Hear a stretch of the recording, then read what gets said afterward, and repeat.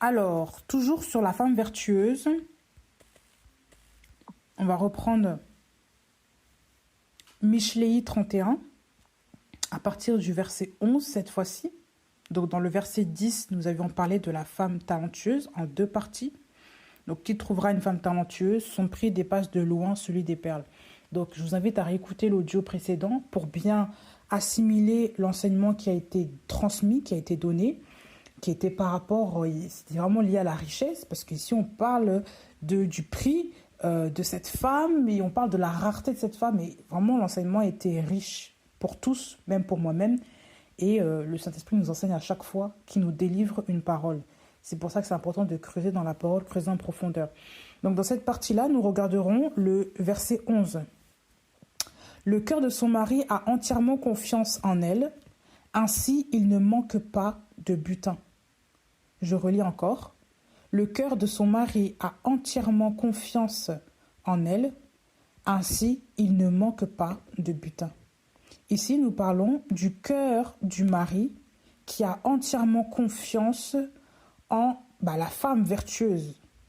Ainsi, il ne manque pas de butin. Donc ici, on voit deux protagonistes. Deux protagonistes, c'est deux personnages principaux. Donc les deux protagonistes dans ce verset, on voit le mari et la femme. Donc on apprend que cette femme qui est talentueuse, parce qu'on la présente au verset 10, cette femme qui a un prix spécial, donc elle a un mari. Et ce mari, on vous dit que son cœur a entièrement confiance en elle. Il a une confiance, il a la confiance, il a la confiance en cette femme. Donc nous allons regarder les termes bibliques par rapport à ce qu'on est en train de regarder. Nous allons regarder les termes bibliques. Je vais peut-être mettre ça sur l'ordinateur, ça va être mieux. Donc, on va prendre le mot, nous allons prendre le mot confiance.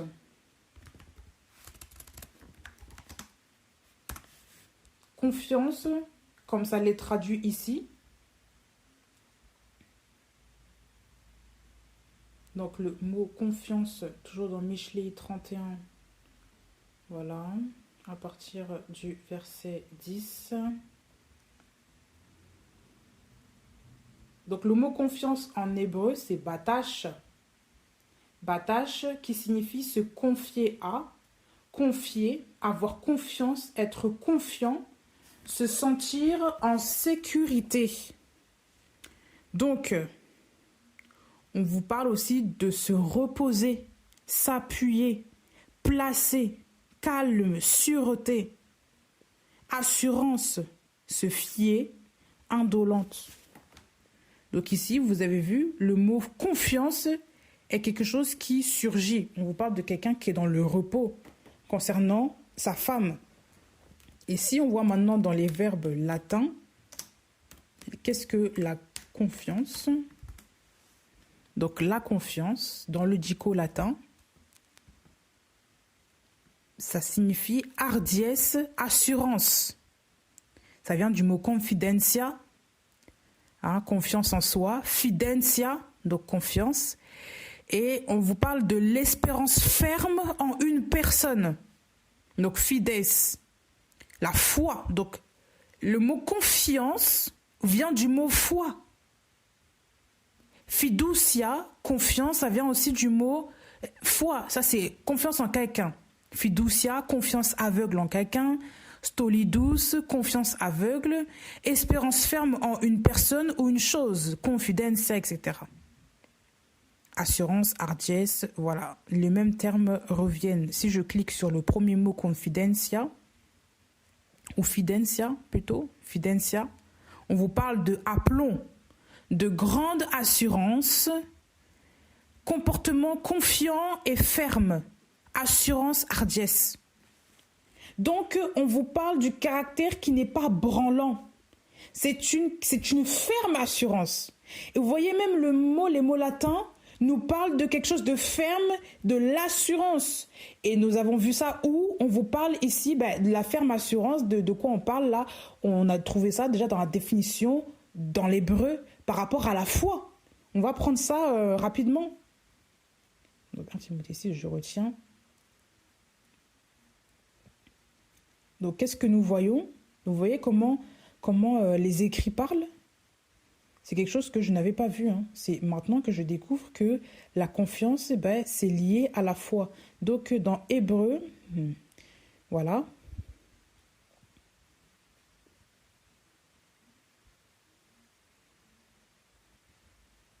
Oh, j'ai fermé la page.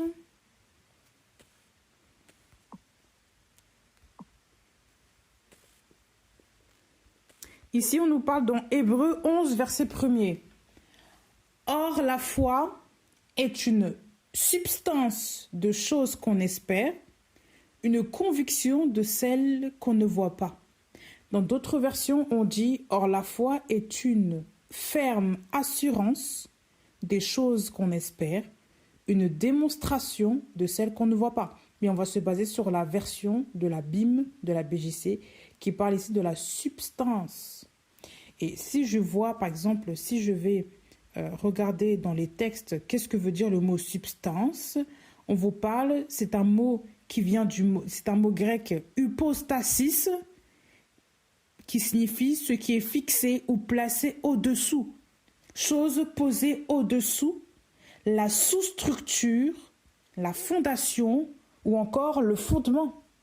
Donc c'est quelque chose, le fondement, c'est quelque chose qui n'est pas censé bouger. C'est quelque chose qui est stable, c'est quelque chose qui n'est pas censé être branlant.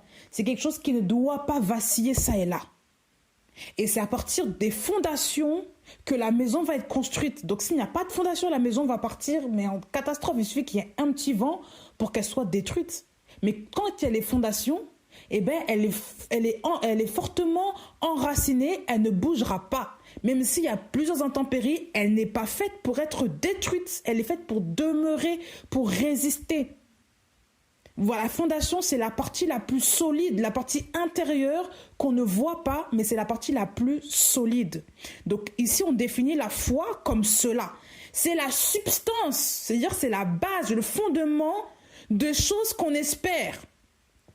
Et dans cette version ici, par exemple dans les autres versions, Louis II, Martin Bible, etc., on vous parle de la ferme assurance. D'accord? Donc pensez aussi au latin qui vous parle ici de la ferme assurance. Quand on parle de la confiance, on parle aussi, c'est toujours lié à la foi. Confiance, foi, ça vient du mot foi. Ça a été emprunté de ce mot-là, la traduction en latin, bien sûr. Parce qu'en hébreu, c'est pas la même chose, ou en grec, c'est pas la même chose. Mais si, quand on regarde par rapport aux racines du mot confiance, eh ben, ça revient à la foi. Fidentia, tout ça, on voit ici quelque chose de ferme. La foi, c'est ça.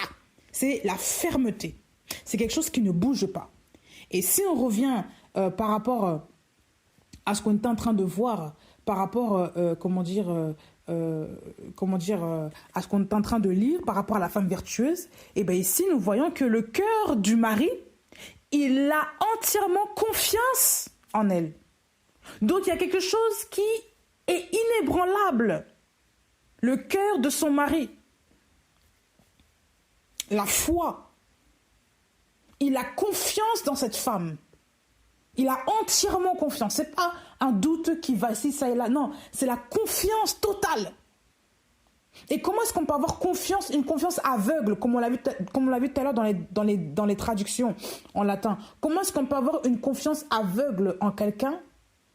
Eh bien, pour avoir cette confiance-là aveugle, il faut l'avoir côtoyée. Il faut avoir vécu des expériences avec cette personne.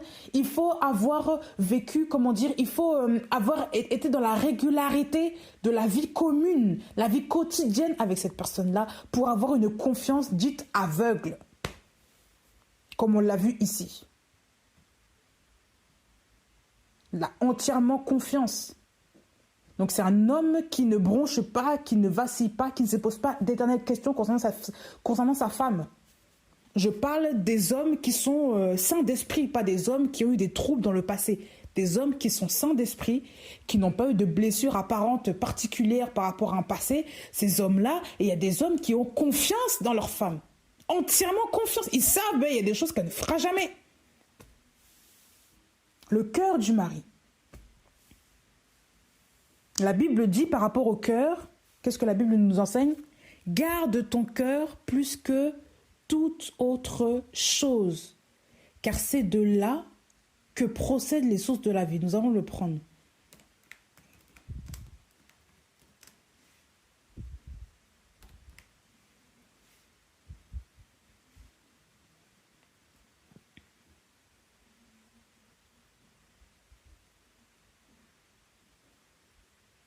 Proverbe 4, verset 23. Proverbe 4. Il faut toujours rester sur le verset de base, mais on va commencer à creuser avec d'autres versets pour bien comprendre. C'est très important. Proverbe 4, verset 23. Garde ton cœur plus que tout ce que l'on garde. Ah, ici c'est autre chose.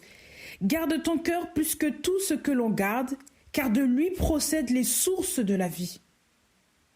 Vous entendez ici? Et même dans Matthieu 12, verset 35, il est écrit... Non, pas ici. 35, 15, 18...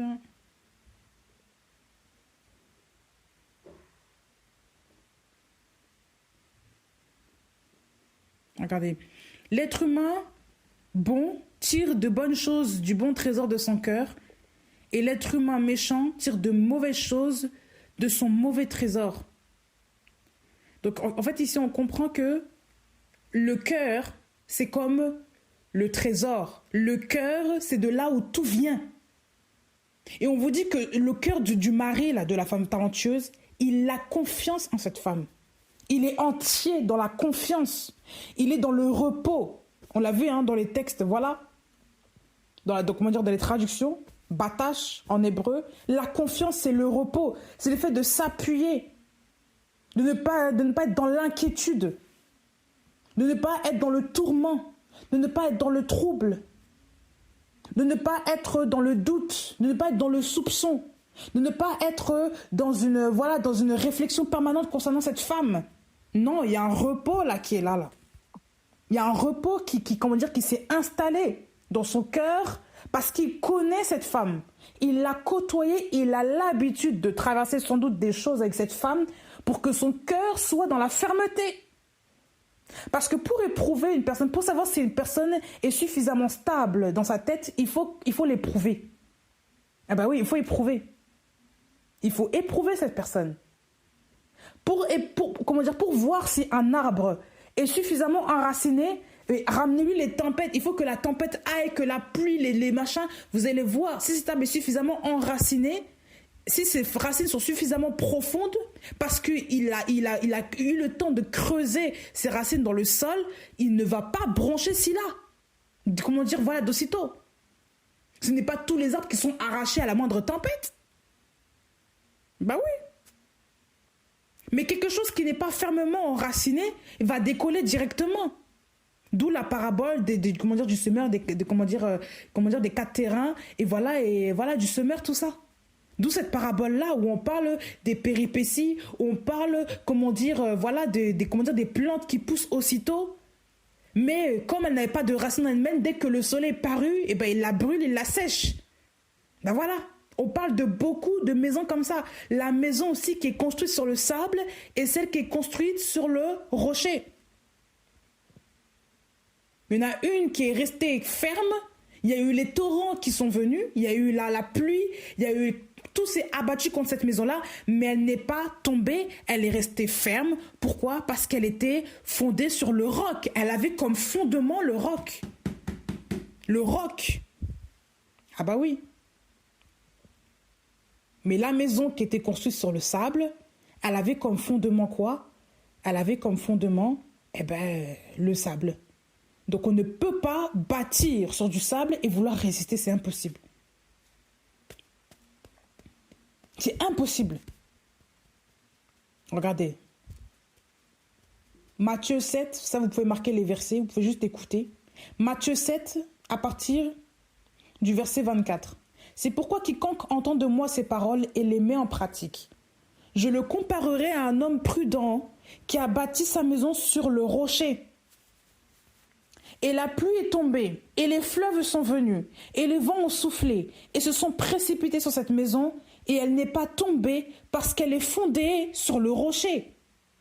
Mais quiconque entend de moi ces paroles et ne les met pas en pratique sera semblable à un homme insensé qui a bâti sa maison sur le sable. Et la pluie est tombée, et les fleuves sont venus, et les vents ont soufflé, et se sont abattus contre cette maison. Et elle est tombée, et sa ruine a été grande.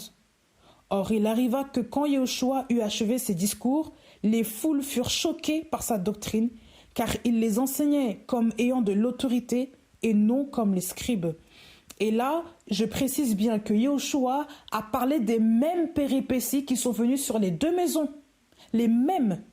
On vous parle de la pluie qui est tombée, des fleuves qui sont venus, les vents qui ont soufflé et qui se sont précipités ou abattus contre la maison. Il y en a une qui n'est pas tombée parce qu'elle était fondée sur le rocher et l'autre qui est tombée et sa ruine a été grande. Parce qu'il y en a une qui était bâtie sur le sable. Il y en a une qui n'était pas bâtie sur le rocher, sur le roc. Ça bouge. Je suis dans une ville ici où comme l'eau passe en dessous de certains bâtiments de la ville, quand on voit les bâtiments, eh ben, les bâtiments sont un peu de travers. Et quand on était petit, moi je me disais pourquoi les bâtiments sont de travers, les gens ont mal construit. Mais après, dans l'histoire, les profs nous ont expliqué que non, c'est parce que en dessous de la ville, il y a de l'eau. Il y avait la Loire qui passait, et la Loire passe toujours. Mais parce qu'avec les mouvements de la Loire, eh ben, les bâtiments, les immeubles sont un peu de travers. Parce que le fondement, c'est pas la terre ferme. En dessous, ça bouge. C'est pas le roche, c'est pas le rocher, c'est pas, voilà. Regardez même les maisons dans le temps, les habitats qui étaient dans les cavernes où les gens se réfugiaient jusqu'à aujourd'hui, les maisons troglodytes, ce qu'on appelle les maisons troglodytes ou les cavernes, les grottes, tout ça, ce sont encore des habitats qui existent. Et que ce sont des choses qui demeurent, qui ne sont pas, voilà. Même les maisons anciennes en pierre, ce sont des maisons qui sont de la valeur parce que c'est, comment dire, c'est rare, c'est resté dans le temps, c'est resté intact. Regardez même les châteaux. Pour nous enseigner même simplement sur la vie de tous les jours. Aujourd'hui, on n'utilise plus trop les pierres pour fabriquer nos maisons. C'est plus avec maintenant d'autres matériaux parce que c'est moins coûteux, c'est moins cher, c'est moins long à construire tout ça. Il faut accepter aussi la demande du marché. Mais autrefois, les choses étaient faites en pierre et les choses duraient dans le temps. Voilà pourquoi on peut voir même des châteaux. Ça fait plus de 10 siècles, ils sont encore là. Et quand vous voyez la fondation, ce sont des fondations qui sont extrêmement solides. Même les architectes d'aujourd'hui se posent toujours la question, mais comment ont-ils fait pour construire comme ça, voilà, les choses comme ça. Aujourd'hui, le mode de design n'est plus la même. Même le mode de construction, d'architecture n'est pas le même. Mais autrefois, ils avaient une intelligence qui était, pour que les choses durent. Aujourd'hui, c'est plus vraiment la même chose. Même la vie et l'histoire nous enseigne. Le rocher, c'est la base. Et le rocher, nous savons que le rocher, c'est le Machia. Donc la confiance, c'est dans le Machia. La foi, c'est dans le Machia. Machia seul. Et cette femme dont le cœur du mari avait entièrement confiance, c'était une femme forcément de foi, une femme qui croyait en Yahushua, qui mettait sa parole en pratique. Voilà pourquoi le mari avait confiance en cette femme. Ben oui. Ici, on montre aussi l'autre facette de la femme talentueuse. On nous montre que parce que le mari, son cœur avait entièrement confiance en elle, c'était une femme qui véritablement était une femme qui était fondée dans le rocher. C'était une femme de foi. Le mari ne doutait pas de sa personne parce qu'elle était stable, elle était ferme. La stabilité, c'est ça qui nous manque à beaucoup aujourd'hui. Il nous manque beaucoup la stabilité. Regardez même la société dans laquelle nous vivons. Les sociétés dans lesquelles nous vivons, les sociétés dites capitalistes. Regardez dans lesquelles nous vivons. Les gens changent de tout. Changent de téléphone du jour au lendemain. Ils changent d'habit. Ils changent, de voiture. Ils changent de partenaire. Ils n'ont pas confiance. Ils changent parce que on change tout comme une chemise, tout comme un sous-vêtement, on change. La maison ne plaît plus, on change. Le travail ne plaît plus, on change. Avant, les gens faisaient le travail de génération en génération, de père en fils, à continuer. Aujourd'hui, ce n'est plus le cas. Aujourd'hui, on peut mettre fin à des générations comme ça parce que ça ne nous plaît pas le travail. Mais oui, il y a des gens les gens aujourd'hui n'ont plus cette régularité. Le cœur des hommes ne peut pas faire confiance à beaucoup de femmes aujourd'hui, bien qu'ils sont mariés, parce qu'il n'y a plus la foi. Les femmes ne sont plus enracinées en Christ pour être des femmes solides, des femmes fermes, des femmes stables. Mais oui, c'est ça qui nous manque. À beaucoup de femmes, beaucoup nous les femmes, il nous manque la stabilité. Tu n'es pas stable dans ton caractère avec ton mari. Tu es imprévisible. Un jour ça va, un jour, pète un plomb, crie ou gueule. Voilà, c'est pas un problème. On vocifère après tout le monde, après les gens, la société, après les organismes, après, voilà, tout. On vocifère après tout le monde. Il y a un jour où on est gentil, on est tout doux, mais il nous manque la stabilité quand même. Il n'y a pas de régularité là-dedans. Comment voulez-vous que les hommes aient confiance en des femmes comme ça? Dès que ça ne va pas, on est là, on crie au divorce. Et le lendemain, on fait des câlins, on fait des caresses, tout va bien. Un jour, on s'habille correctement, l'autre jour, on s'habille comme une prostituée. Alors que le mari ne veut pas de ça, mais on le fait quand même, parce que voilà, ça nous a pris par la tête de le faire. Alors qu'on va quand même à l'église, on se repent tous les 4 matins. Il manque la régularité. Ça, c'est le manque de foi. Il nous manque la stabilité. La seule personne qui amène la stabilité dans un couple, dans un foyer, c'est le Machia. Parce qu'il est le rocher. Donc si nous qui sommes des maisons, nous devons être des femmes stables, parce que nous sommes le temple du Saint-Esprit. La Bible, c'est ce que dit dans 1 Corinthiens 16, nous sommes son temple, nous sommes sa maison. Donc qui dit temple dit maison. Et pour qu'une maison dure, il faut qu'elle soit bâtie sur le rocher. C'est ce qu'on vient de voir ici. Matthieu 7, à partir du verset 24. Quiconque entend de moi ces paroles et les met en pratique, je le comparerai à un homme prudent qui a bâti sa maison sur le rocher. La prudence, c'est une des caractéristiques de la femme aussi vertueuse. Nous, on est là souvent, on fonce directement dans le tas, on fait les choses comme ça, on n'anticipe pas la réaction des gens, on n'anticipe pas la réaction du mari, on anticipe la réaction de personne, on fait les choses comme ça et après on s'énerve et après on a des caractères qui ne sont pas normaux, qui ne sont pas dociles. Et on s'étonne après que les choses n'aillent pas. Mais c'est pas normal. La prudence. Avant de poser des actes, avant de poser même de parler à son conjoint ou voilà, il faut avoir la prudence dans les lèvres. Ça, c'est un des fruits aussi de l'esprit. L'esprit ne fait rien avec manque de sagesse, il balance les phrases comme ça. Non, il faut beaucoup de sagesse. Quand on s'adresse surtout à son mari, déjà la première personne, c'est lui. On doit avoir de la prudence quand on parle à nos conjoints. C'est quand même important.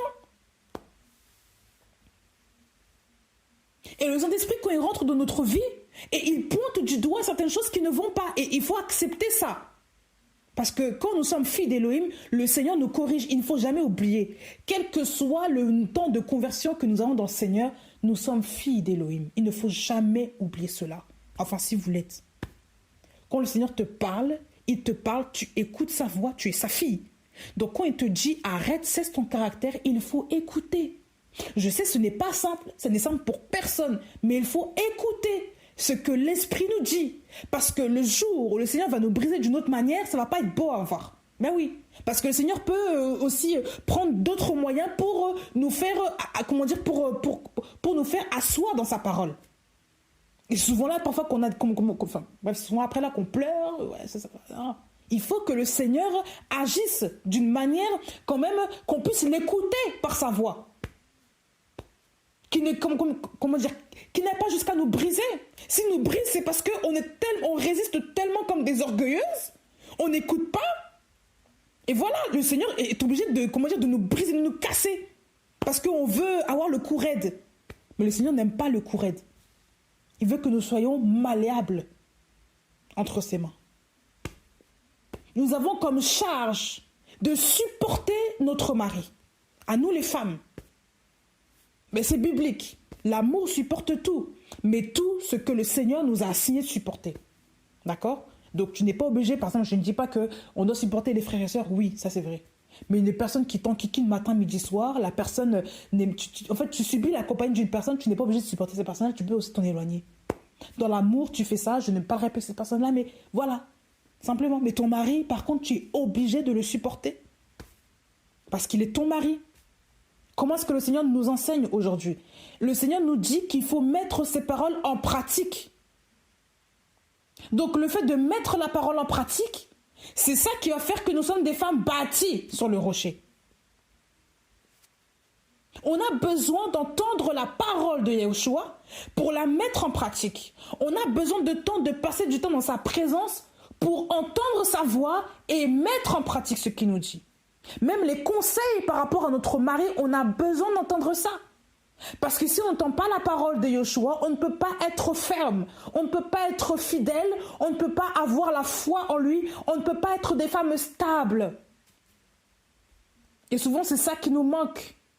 On a beau se dire chrétienne, on prie, on est dans la sanctification, on fait tout, mais le caractère nous manque. On n'est pas des femmes stables. Pour beaucoup, il nous manque la stabilité. Il faut le dire, mais moi, parfois, je reconnais que parfois, ce n'est pas ça. Le Seigneur est obligé de titiller, de nous tirer un peu les oreilles là pour que nous entendions. C'est important. Il faut qu'on accepte la croix. On a toutes des caractères, toutes. Les hommes aussi ont des caractères, nous les femmes aussi nous avons des caractères. Sauf qu'aujourd'hui, quand nous voyons aujourd'hui la société nous façonne beaucoup à ce que nous puissions répondre. Et j'entends bien les sociétés aussi occidentales, les sociétés dites développées, j'entends bien dites développées, les sociétés très industrialisées comme aujourd'hui nous avons, où il y a beaucoup l'essor économique, où il y a tout ce qui est système de réseaux sociaux, toutes ces choses-là où il y a vraiment une hyperstimulation audiovisuelle, il y a toujours des écrans partout, on pousse les gens à regarder des séries, on pousse les gens à regarder des émissions de télé où les gens se provoquent, les femmes répondent, on voit même des associations qui se font contre les hommes, alors qu'il n'y a pas forcément besoin, mais non, des féministes qui vont se lever pour agir comme cela, comme cela, comme cela, et on pousse les femmes à prendre une identité qui n'est pas la leur en Machia. On pousse certaines femmes à devenir des femmes tyranniques chez elles. On pousse certaines femmes à devenir des femmes jézabéliques, à devenir des femmes, qui contrôlent tout, qui manipulent le mari, des femmes de militaires, de guerre, j'en sais rien, de guerre, voilà tout ce que vous voulez, mais en tout cas, ce ne sont plus des femmes, ce sont des tyrans. C'est autre chose là. Donc le système de la soumission de la femme a complètement été détruit. À cause aussi en partie de ces sociétés-là qui montrent un modèle de femme, un modèle unique de la femme que la femme doit être aujourd'hui. Par exemple, dans ce pays dans lequel nous sommes, dans lequel je suis, la France, on voit vraiment l'image d'une femme indépendante, on ne peut plus lui parler, les tâches qu'elle fait, c'est les mêmes que celles du mari, c'est 50-50, c'est égalité homme-femme, parité absolument partout, il n'y a pas de différence, et donc forcément ça répercute dans le travail, dans le foyer, mais quand on voit aujourd'hui le comportement de certaines femmes en France, il y a 2 fois plus de manque de respect des femmes envers leur mari. On voit 2 fois plus aussi d'adultère, de divorce, etc. ici dans ce pays-là, bref que d'autres pays, parce qu'il n'y a plus les fondements bibliques ont disparu. Parce qu'on a laissé place à de la philosophie ou à d'autres idées conceptuelles du couple, du mariage. Aujourd'hui, l'idée du couple traditionnel n'existe plus. Couple traditionnel biblique, j'entends bien ça n'existe plus. Ça, c'est vieux jeu aujourd'hui. On ne veut plus de ça.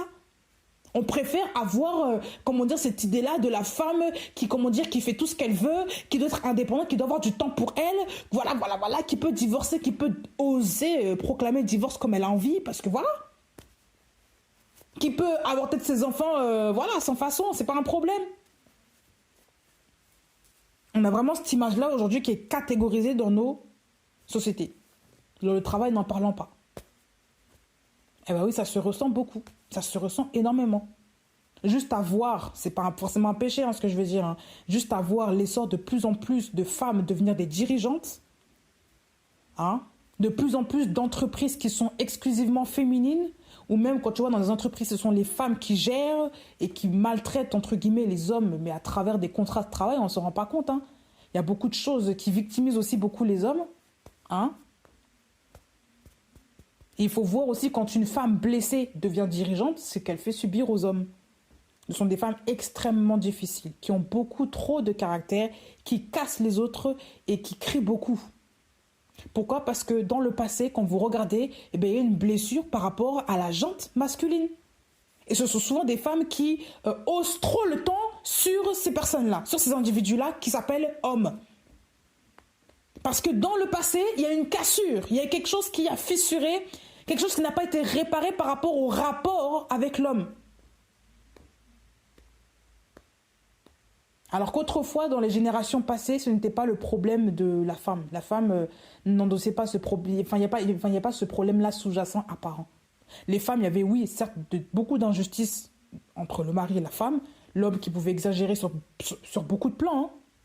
Mais on ne voyait pas ce rapport de la femme qui commençait à se révolter contre l'homme de manière générale. On ne voyait pas ce genre de choses. Aujourd'hui, ce sont des choses qui ne font plus peur aux femmes. Les femmes peuvent se mesurer aux hommes parce qu'elles le veulent. Ben oui. Et dans les familles aussi, ça commence aussi dans l'éducation, dans les familles. Quand vous voyez aussi beaucoup de femmes qui haussent le ton facilement sur les hommes, c'est parce que quand vous regardez bien un petit peu en haut, la mère, c'est ce qu'elle faisait. Ou alors elle laisse passer des comportements que la fille avait l'habitude de voir et elle le reproduit. Et la mère laisse passer. Elle ne fait pas l'éducation dans le but que sa fille devienne une femme, construite, assise, soumise. Non, elle laisse passer ça et dans le mariage, si cette fille-là se marie un jour, eh bien on voit des catastrophes qui arrivent. Ben oui, des femmes qui se révoltent extrêmement, qui parlent mal à leur mari parce qu'elles ont le droit de parler ainsi. Et le mari est tellement abattu, il est sur le derrière, il ne comprend pas. Il se dit, mais j'ai épousé une femme qui parle comme si j'avais face à un homme. Alors que c'est une femme. Et voilà, quand tu regardes le plan familial, quand tu regardes un petit peu le patron familial, eh bien, nous voyons que ce sont les femmes qui dominent dans cette famille-là. Ce sont les femmes qui ont le dernier mot, ce sont les femmes qui gèrent. Les hommes n'ont pas le droit de porter la culotte, entre guillemets. Ils n'ont pas le droit d'assumer leurs responsabilités. Ce sont les femmes qui prennent toujours les devants. Ils n'ont même pas le droit de toucher l'argent de la famille. Parce que s'ils le font, non. On les accuse après de faire plein de choses.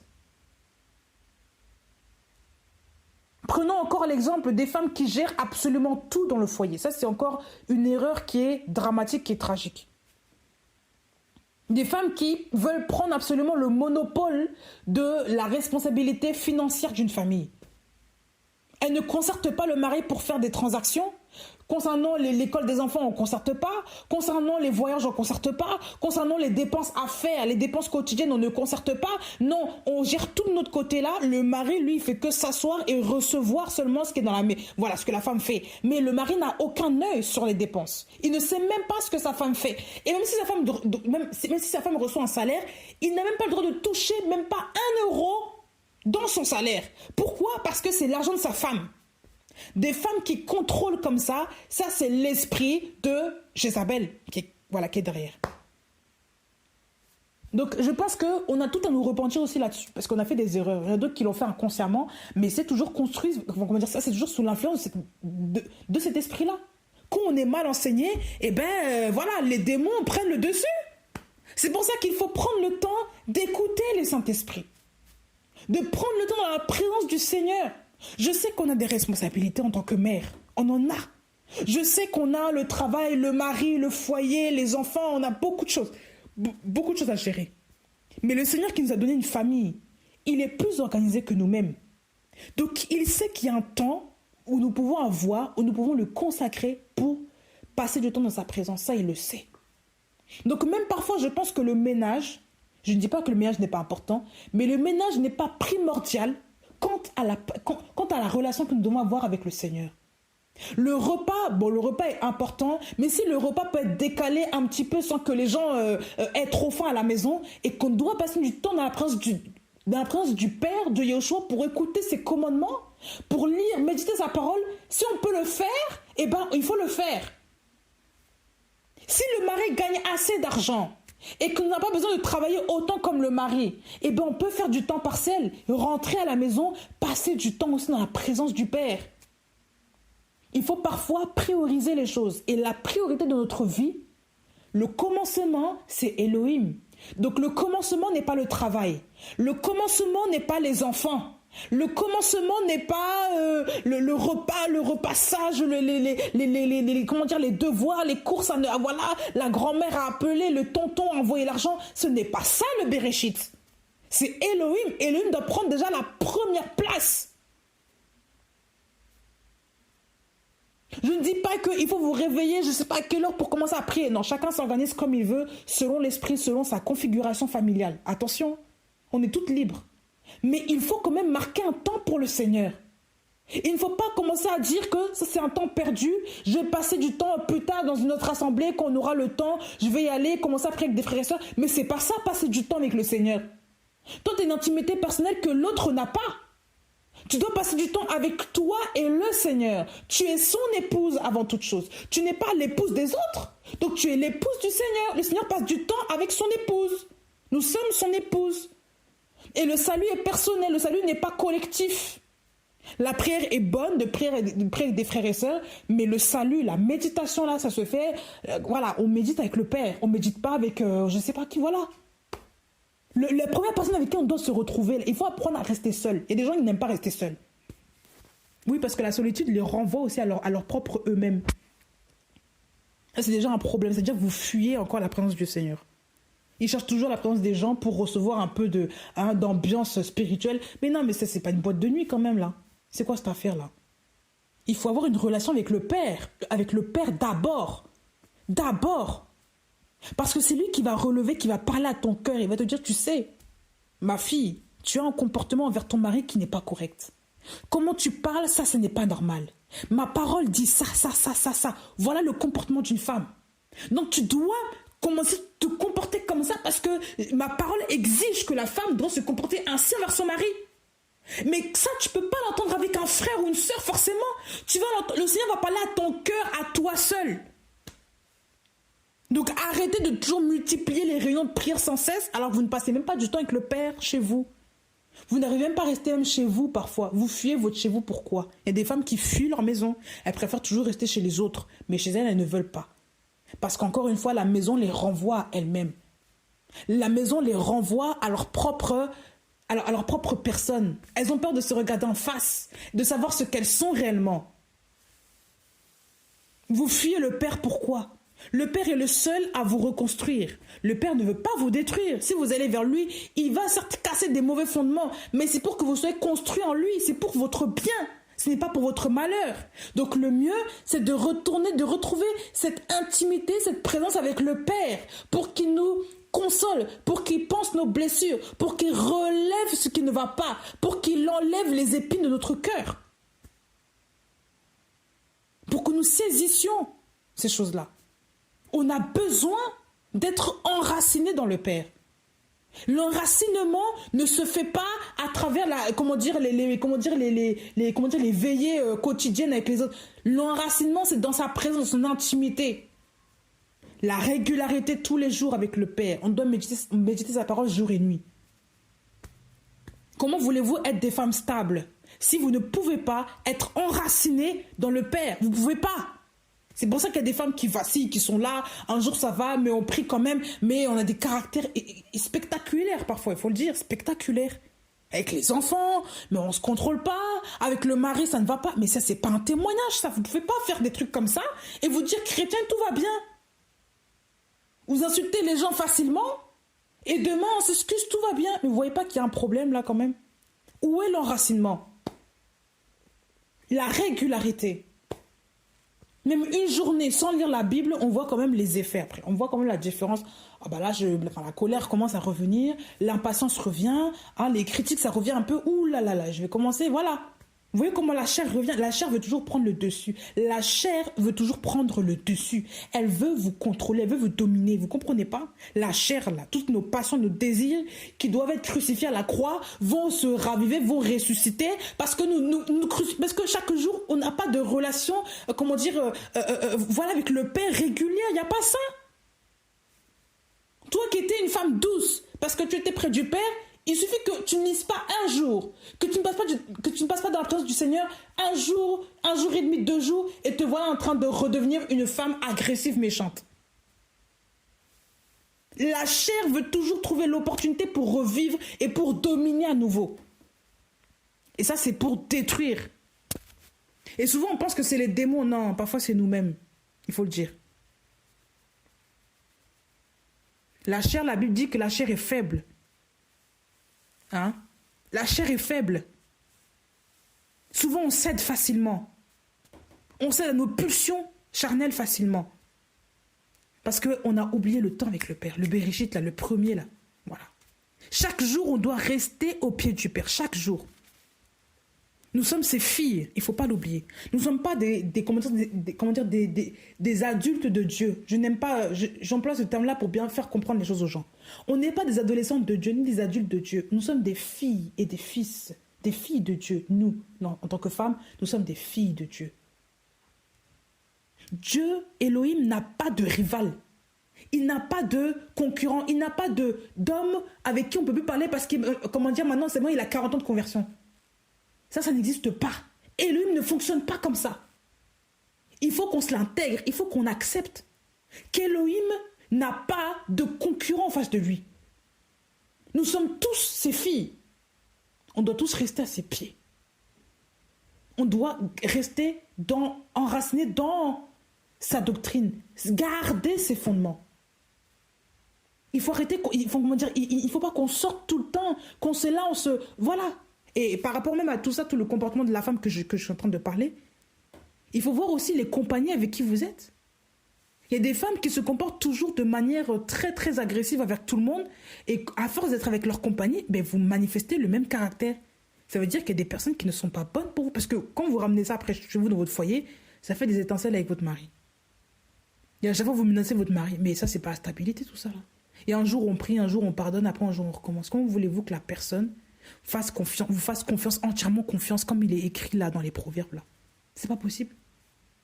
C'est pas possible. Comment voulez-vous? C'est impossible. Tu es toujours avec une femme qui parle du matin au soir en mal de son mari. Mais elle est en train de semer en toi des mauvaises choses. Comment veux-tu, toi, demain, respecter ton mari après-demain? Tu vas pas dire que c'est... Tu vas pas me dire... Même cette femme-là, tu vas pas dire que c'est ce que... Je sais pas, bref, elle est sorcière. Ça, déjà, même ça, tu n'as même pas besoin d'avoir de révélation ni de prophétie. Ça, c'est déjà visible. Une femme qui critique son mari du matin au soir, qui ne fait que dire du mal de lui, tu penses que c'est une femme qui est de bonne influence? Elle ne parle jamais de lui en bien. Tout ce qui sort de sa bouche, c'est juste pour le casser, pour le détruire aux yeux des autres.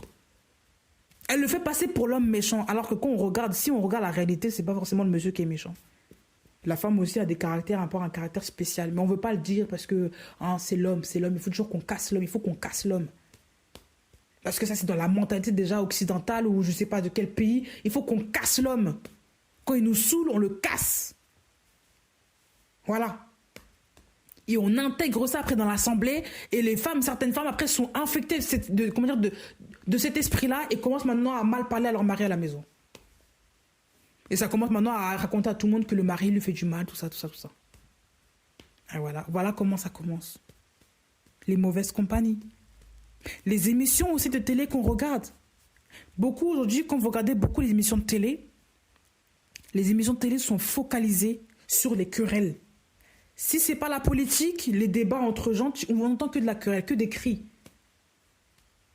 Les émissions de télé où on confronte les gens par rapport aux avis qu'ils ont dit.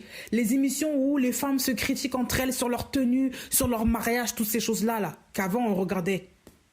Les émissions de télé-réalité où il n'y a que des cris, que des sortes de choses. J'ai regardé tout ça avant, je vous le dis. Dans le passé, c'est ce que j'ai beaucoup regardé. Mais quand plus le Seigneur rentre dans notre vie, nous fait comprendre que ça c'est pas une bonne influence, tout ça. Donc on quitte ces choses-là. Mais ce sont des choses qui existent encore. Ce sont des choses qui existent encore. Tous les programmes de télé, la plupart, ce sont des choses toujours issues de querelles, d'embrouilles. Donc toujours la mauvaise langue est toujours en premier plan.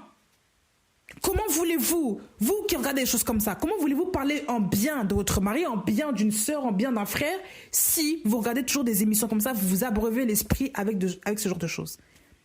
C'est impossible.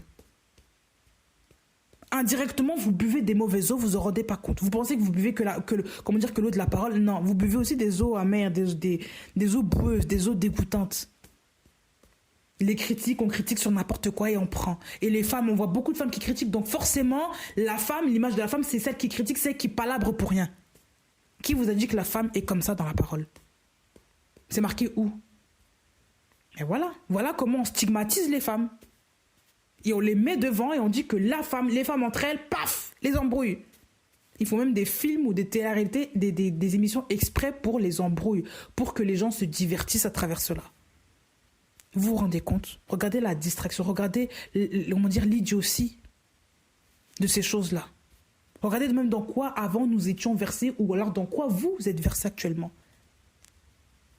Beaucoup les trucs comme ça, les trucs des cancans, les histoires en n'ont plus finir là. Vous trouvez ça normal? Des femmes qui se critiquent, qui se renvoient la balle, qui s'insultent, qui se clashent. Du matin au soir, on ne fait que ça. On rapporte ce que l'autre a dit. On épie sa vie. On critique ses enfants. Mais ça, c'est pas une vie, tout ça, là. Ce n'est pas biblique, ça, ce n'est pas normal de se comporter ainsi. Mais oui. Le cœur du mari a entièrement confiance dans la femme. Il faut être des femmes de confiance, là. Il faut être des femmes où le mari ne bronche pas dans son cœur vous concernant. Il n'a pas peur de votre réaction. Il sait que vous réagirez toujours de la même manière parce que vous êtes conduite par un seul esprit. L'esprit de Yahushua, l'Esprit Saint, l'Esprit de Yahweh, l'Esprit d'Élohim, l'Esprit de vérité. On vous dit que l'Esprit de vérité nous conduira dans toute la vérité. Dans toute la vérité. Il n'y a pas plusieurs vérités, il n'y en a qu'une seule. Donc si on a des comportements qui divergent là, ça veut dire qu'on n'est plus conduit sous l'esprit d'Élohim. On est conduit sous un autre esprit. Ben voilà, il faut se laisser conduire par l'esprit. Il y a des discussions, il y a des choses, il y a des personnes, vous-même vous savez, avec qui il faut se séparer, avec quoi il faut se séparer. Il y a des manières de vivre, l'éducation que vous avez pris même dans le monde, l'éducation que vous avez pris, je ne sais pas, par une personne influente dans votre vie qui vous a construit dans votre vie antérieure. Il y a des choses, il faut accepter de refuser, il faut se séparer de cela. Il y a des modèles familiaux qu'on vous a transmis, qu'il faut accepter de briser, de se séparer de ces modèles-là. Moi, je me rappelle dans ma famille même, on m'avait beaucoup instruit de ne jamais faire confiance à un homme, dans le sens où il ne faut pas lui accorder tous tes biens. Il faut avoir quelque chose à soi. Il faut que toi-même tu aies ta propre vie pour que cet homme-là puisse venir. Il faut que tu aies ta propre carrière parce que cet homme-là, un jour, il ne va pas te respecter. Bref, et j'ai grandi avec ces pensées-là. J'ai grandi avec cette pensée que l'homme finira toujours par tromper une femme. J'ai grandi avec cette pensée-là, par exemple, que un homme n'est pas infidèle. Voilà, un homme est toujours vicieux dans le fond. Un homme, on ne peut pas lui faire confiance. Un homme, tu ne peux pas lui donner de l'argent. C'est impossible. J'ai grandi avec cette pensée-là. Parce que ces femmes-là ont mis un fondement, quand j'étais plus jeune, dans ma vie, mais qui n'était pas le bon. Et moi, après ma conversion, le Seigneur m'a enseigné le contraire. Mais tellement j'étais liée à ces personnes-là, j'ai pas remarqué directement, j'ai vraiment douté, j'ai dit, est-ce que c'est vraiment le Seigneur qui parle ou est-ce que c'est moi? Est-ce que c'est comme des femmes d'expérience qui sont mariées depuis longtemps, il faut les écouter. Le Seigneur me disait non, il me réfutait plusieurs fois, il dit ça, ce n'est pas l'enseignement. Quand tu te maries avec un homme, tu dois aussi lui faire confiance. Et quand tu te maries avec un homme, ce n'est pas toi qui vas te marier de toi-même, c'est le Seigneur qui te confirme que cet homme-là est un homme bien. Donc quand c'est que le Seigneur te donne une brèche dans ton esprit, ce n'est pas normal. Si c'est le cas, ça veut dire que ce n'est pas l'homme que le Seigneur t'a préparé. Mais il ne faut pas avoir peur de l'homme. C'est ce que le Seigneur m'enseignait beaucoup. Et moi, quand j'étais plus jeune, adolescente, on m'enseignait ça. Moi, je ne saisissais pas. Pourquoi? Parce que j'étais très liée aux sentiments avec ce genre d'éducation, avec les personnes de ma famille qui m'ont instruite là-dedans.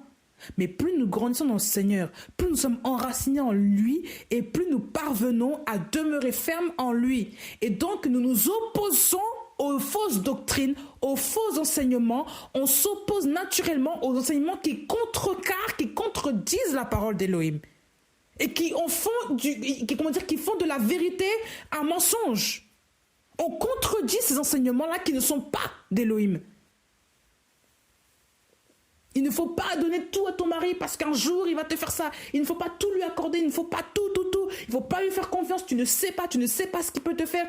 Mais c'est quel doute qu'on met dans vos cœurs.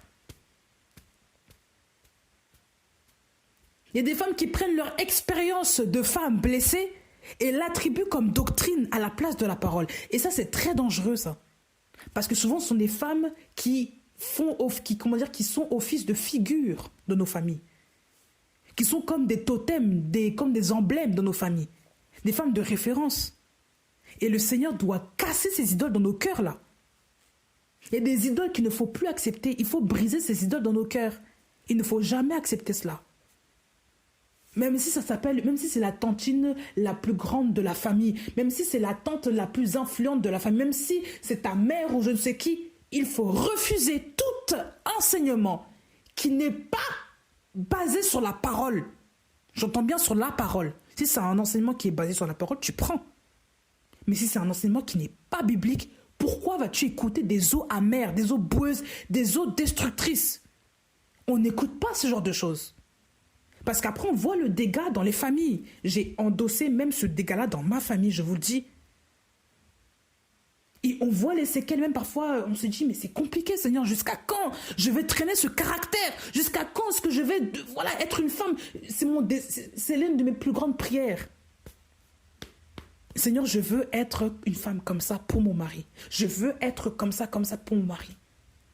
Et le Seigneur m'a beaucoup enseigné d'être patiente avec moi et de m'attendre à lui, de continuer à demeurer dans sa crainte, de toujours porter la croix chaque jour par rapport à mon caractère. Parce que si on n'est pas patient envers soi-même, on va décrocher, on va abandonner et on va tomber dans une dépression spirituelle, entre guillemets, parce qu'on n'arrive pas à atteindre le modèle. Non, il faut tous les jours faire des efforts, mais il faut se plier à la parole. Et il faut se pardonner à soi-même. Parfois de ne pas être à la hauteur de ce qu'on veut être. Parce que le Seigneur nous pardonne. Quand on se repent, il nous pardonne. Et parfois nous-mêmes, on ne se pardonne pas soi-même. On s'en veut encore. Donc forcément, on a peur de recommencer ces mêmes erreurs-là. Et on reste dans une frustration qui n'est pas bonne. Ça, ce n'est pas bon non plus. Ça, c'est l'autre... Mais il ne faut pas rester dedans. Il faut se repentir et demander pardon, bien sûr, à l'autre à qui tu as fait tort. Et il faut se remettre toujours à jour et demander au Seigneur de nous donner sa puissance, son amour, son pardon, de nous donner sa force tous les jours, être assis au pied du Père. Parce que nous devons être un modèle aussi pour les jeunes filles qui vont se convertir, pour les jeunes filles qui viennent aussi après nous, pour nos filles aussi. Nos filles, même physiquement.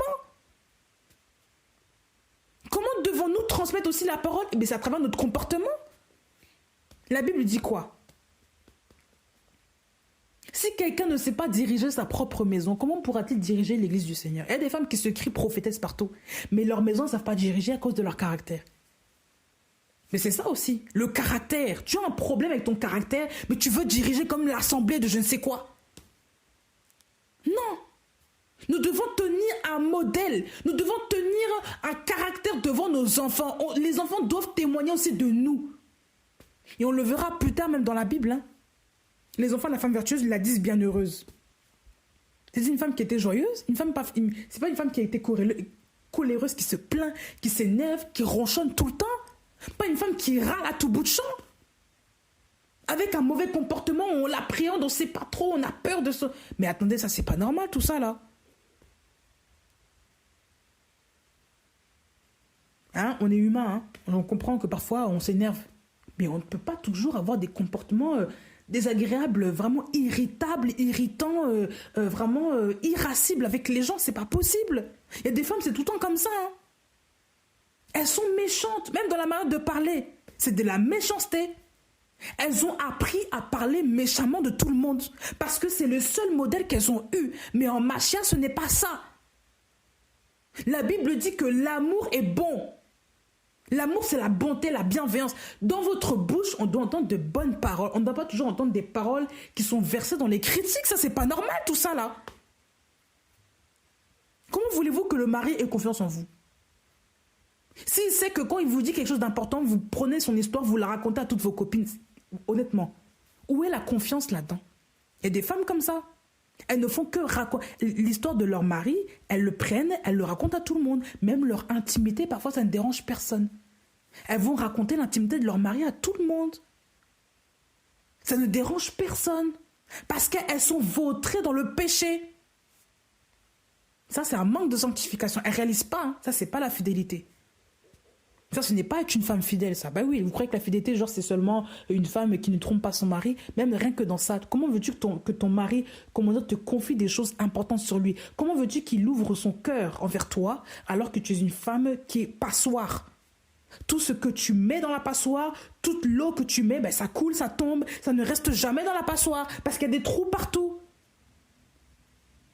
Il y a des femmes comme ça avec qui on ne fait plus confiance. Et souvent, ce sont des femmes qui font des querelles aussi. Celles qui rapportent beaucoup les histoires, ce sont des femmes querelleuses.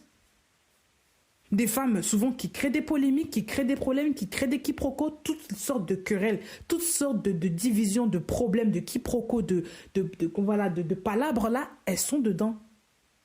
Ce sont souvent ces femmes-là qui rapportent beaucoup les histoires.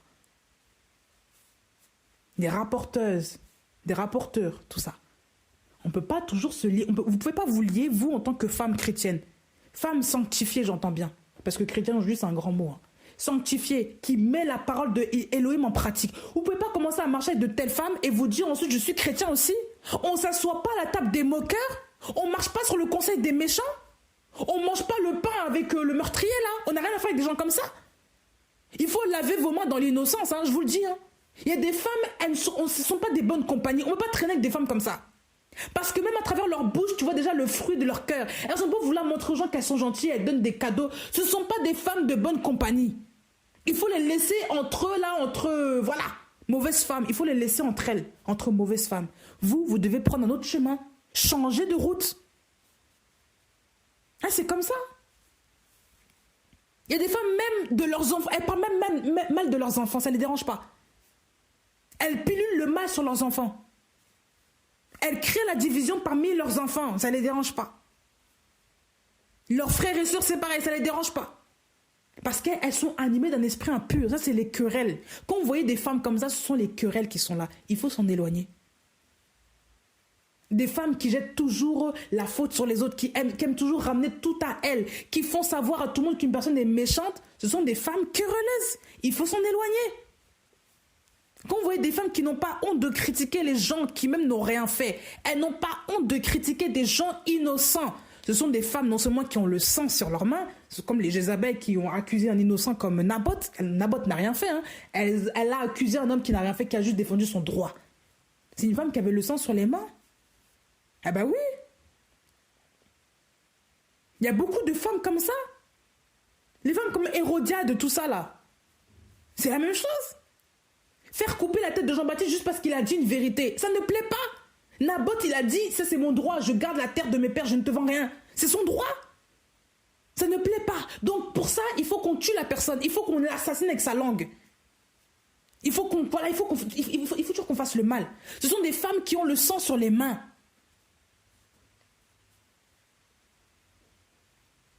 Les femmes qui parlent mal des autres n'aiment pas leur prochain. Rien que ça, déjà, ça parle beaucoup. Une femme qui critique souvent les autres n'aime pas l'autre. Elle n'aime pas son prochain. Donc, on n'a rien à faire avec des femmes comme ça. On ne peut pas commencer à marcher dans la compagnie de ces femmes-là. C'est impossible. Il faut changer, je vous assure les femmes, il faut se révolutionner ce côté-là. Il faut changer de caractère. Il y a des femmes qui ne sont... On peut pas marcher avec eux. C'est pas possible. Il faut s'en éloigner. Il faut rester loin. Il y a des femmes, parfois, il faut accepter d'être en opposition avec elles pour qu'elles vous laissent tranquille. Dans le sens, il faut parfois dire non, je ne marcherai pas avec toi. Tu es une femme, tu parles beaucoup des autres, je n'aime pas ça. Tu parles beaucoup en mal des autres. Tu ne cherches jamais à dire quelque chose du bien des autres. Tu aimes beaucoup faire les problèmes. Tu aimes beaucoup créer des histoires dans la tête des gens. Je ne veux pas marcher avec toi parce que tu fais des histoires. Ce genre de personnes-là, on les laisse dans leur lieu, dans leur coin. Elles veulent continuer, vous les laissez. Si elles se repentent, gloire à Dieu. Si elles veulent continuer, vous les laissez là-dedans. Vous changez de route. Ben oui. On peut pas se sentir en confiance avec de telles femmes. Vous leur racontez votre vie, toute votre vie, le monde entier la connaîtra en 10 secondes. Parce que les réseaux sociaux, ça part partout. On raconte toute la vie des gens. Ah bah oui. Moi, j'ai appris ça à mes dépens. Il y a des personnes, tu leur confies ta vie parce que tu les aimes bien, tu les affectionnes.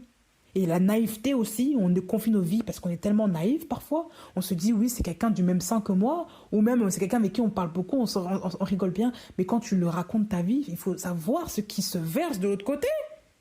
Les gens, comment ils se réjouissent du fait qu'il t'est arrivé parfois un malheur, une histoire, un bourbier. Ils sont heureux de ça, donc ils racontent ça à tout le monde pour que tout le monde voit comment tu souffres.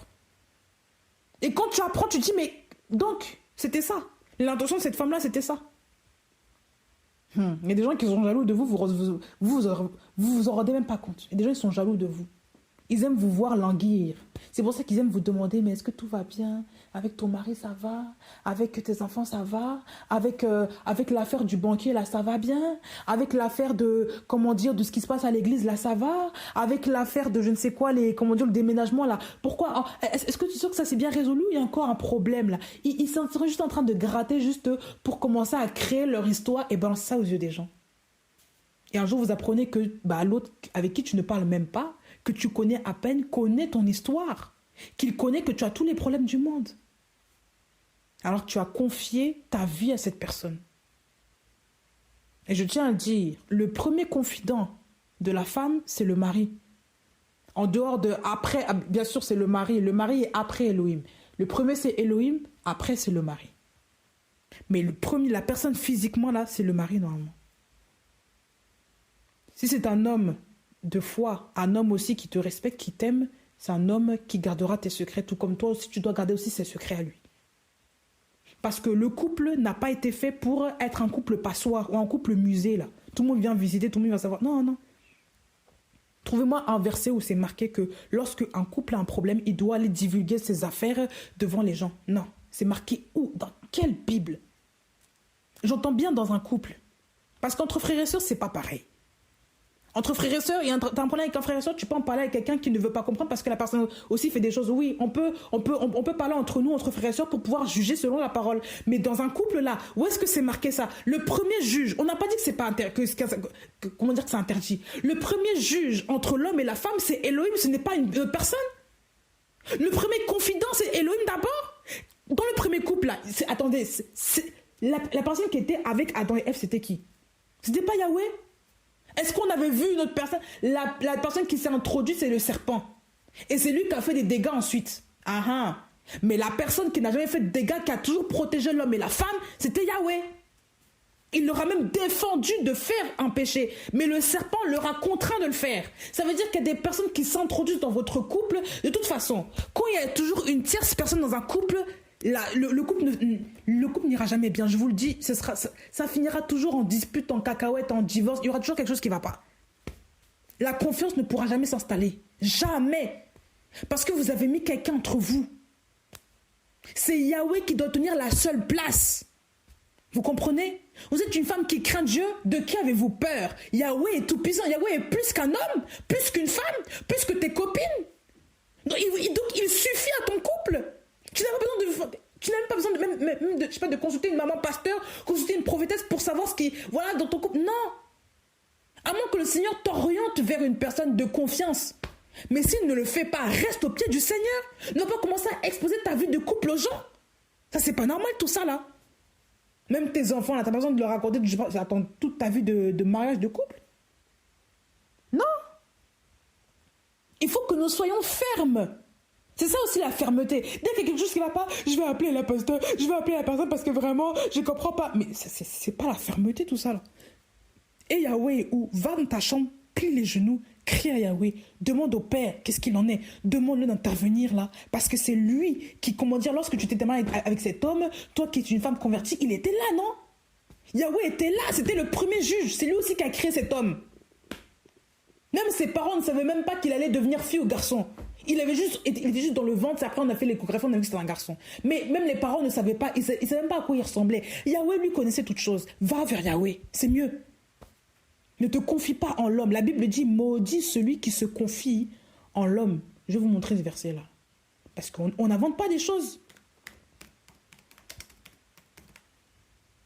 On n'invente pas des choses. Jérémie 17, Yirméa 17, verset 5. Yirméa 17, verset 5.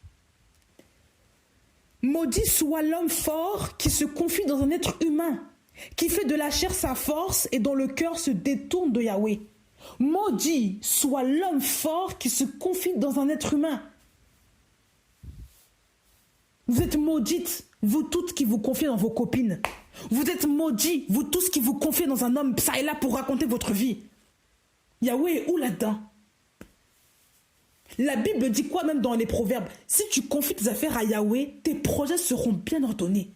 Mais tes affaires, c'est même ta vie sentimentale, c'est même ta vie de mariage, c'est ça, c'est tes affaires. C'est pas que le business qu'on voit là, non, c'est pas ça.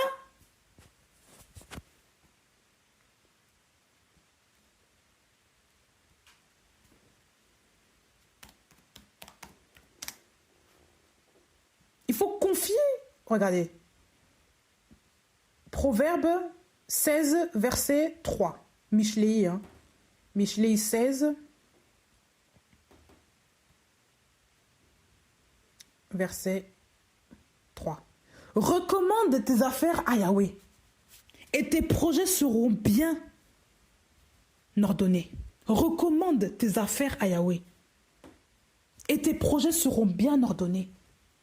Il faut recommander nos affaires, nos stuff là, à Yahweh. Il faut les recommander à Yahweh.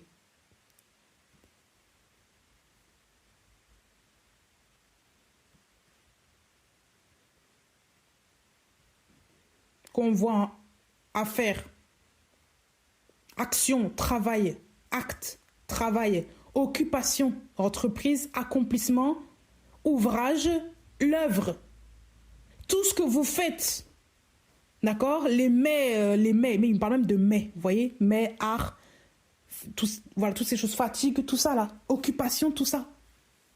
Ça vient du mot asa, voilà, ça c'est le verbe faire. Donc tout ce qui est propre, voilà, ton foyer, ta maison, recommande toutes ces choses-là, tes affaires à Yahweh. Tes projets seront bien ordonnés, c'est ce que la Bible dit. Tes projets seront bien ordonnés. Qui a écrit les proverbes? C'est pas Salomon? Salomon a vécu ça, c'est pour ça qu'il l'écrit. Il sait que quand il recommande ses affaires à Yahweh, il sait que l'ordre là est là. Mais quand dans une maison il n'y a pas d'ordre, c'est parce que Yahweh n'est pas là. Il faut mettre Yahweh à la première place. Souvent, on le met toujours au second plan, on veut toujours se mettre devant, mais on n'est pas leader de notre vie. On ne s'est même pas construit nous-mêmes. Laissons les choses à Yahweh.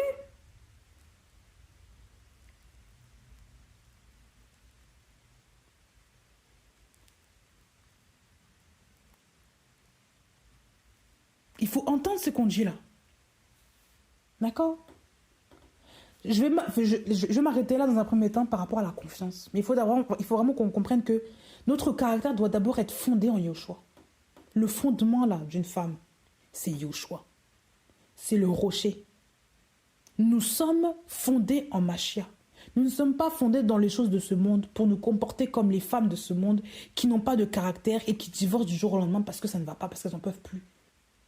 Elles sont déracinées, ces femmes-là. Nous ne sommes pas des arbres déracinés, nous sommes toujours des arbres plantés auprès des cours d'eau. Hein? Téhilim 1er, psaume 1er.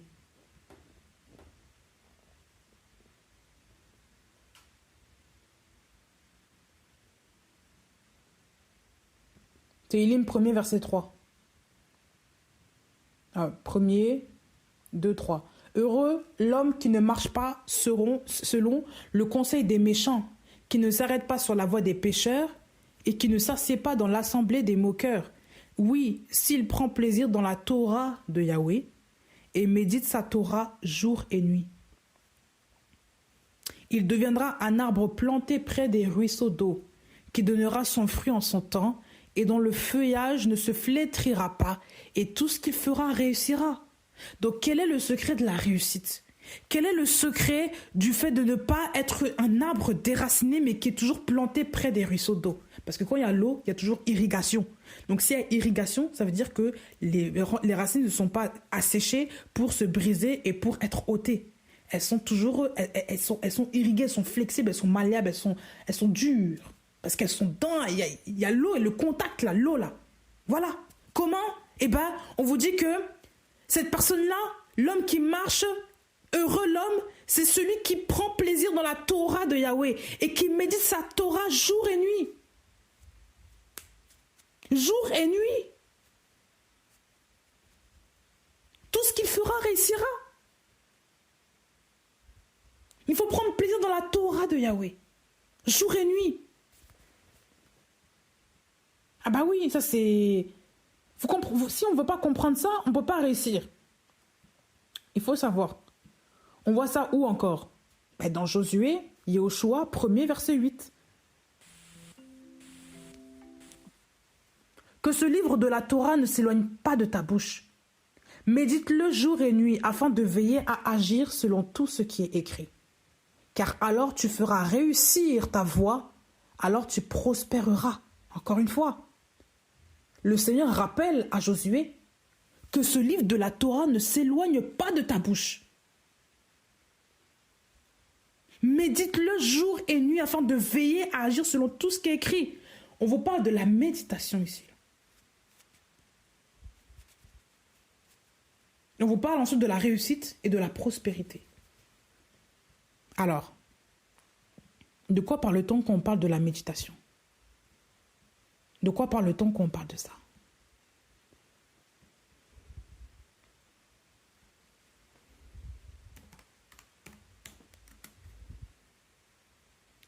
Donc,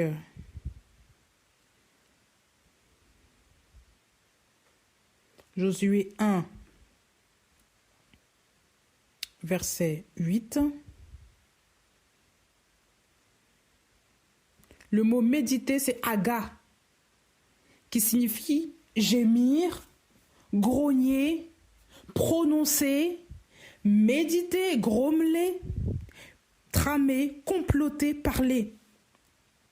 On vous parle aussi de rugir, combiner, imaginer, pousser des cris.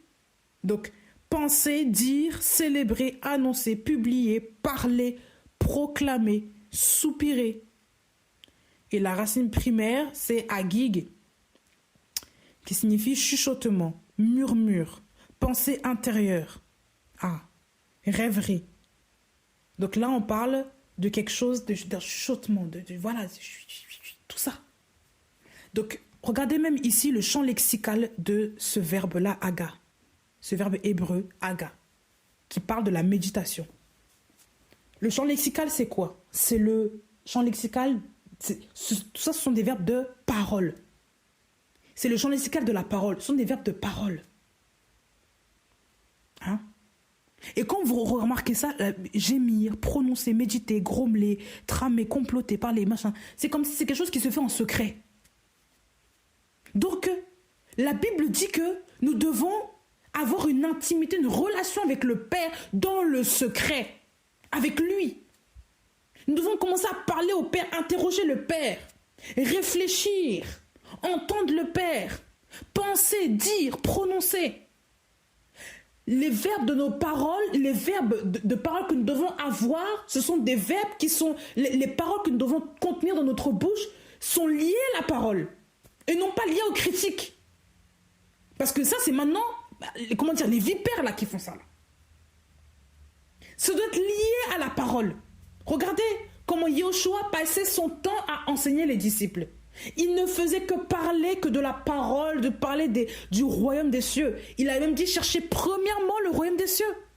Donc la priorité des femmes, ce n'est pas les critiques, ce n'est pas raconter l'histoire des gens, c'est la parole d'Élohim. On doit rester sur la parole de Yehoshua. Yehoshua doit être le centre, il doit être le one, le premier. On ne doit pas le détrôner, il ne doit pas être détrôné d'une place. On ne doit pas l'ôter de sa place. De notre cœur, j'entends bien. Parce qu'on ne peut pas le destituer. Il doit toujours avoir la place centrale, le premier. Méditez cette parole-là jour et nuit.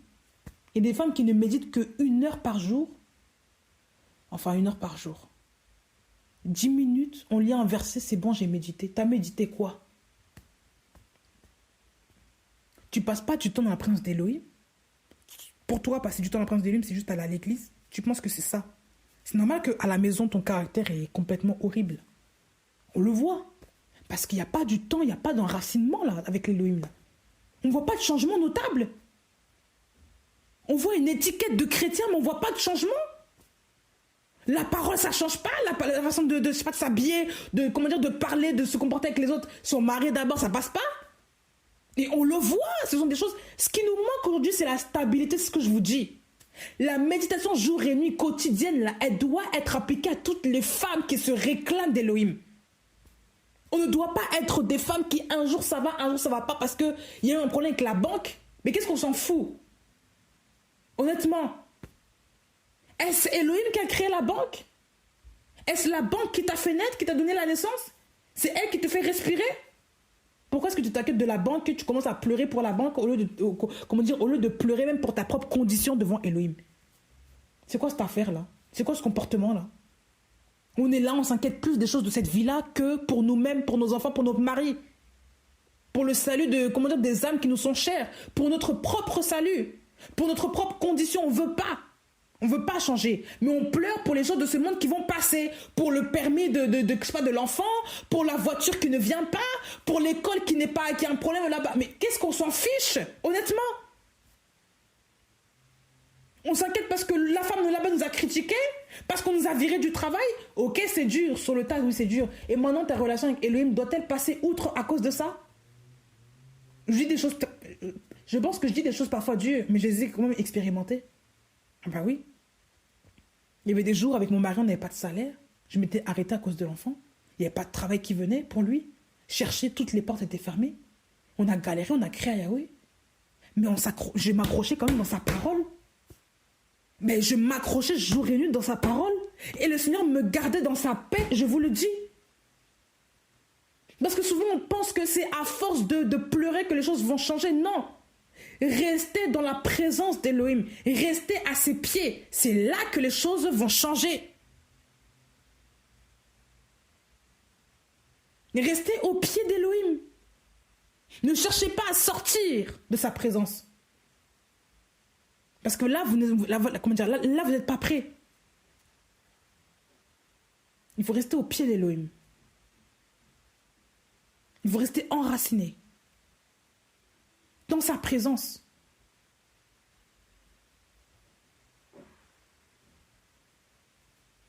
Que Dieu vous accompagne, que Dieu vous guide et que Dieu relève votre tête au nom de Yeshua.